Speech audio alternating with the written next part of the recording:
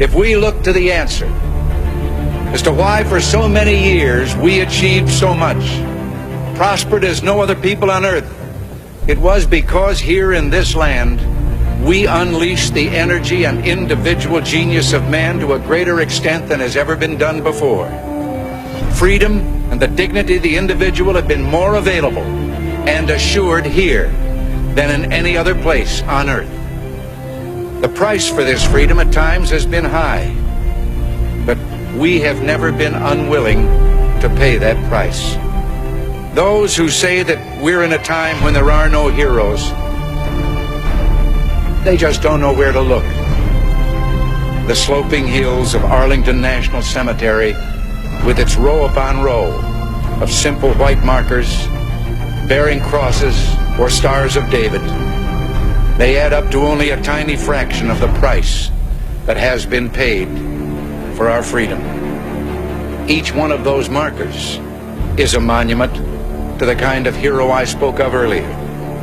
Their lives ended in places called Belleau Wood, the Argonne, Omaha Beach, Salerno, and halfway around the world on Guadalcanal, Tarawa, Pork Chop Hill, the Chosin Reservoir, and in 100 rice paddies and jungles of a place called Vietnam.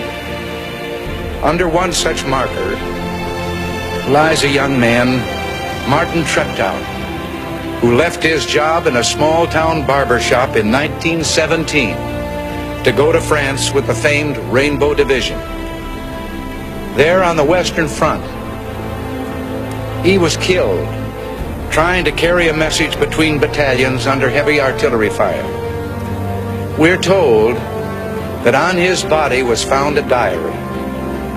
On the flyleaf, under the heading, "My Pledge," he had written these words: "America must win this war.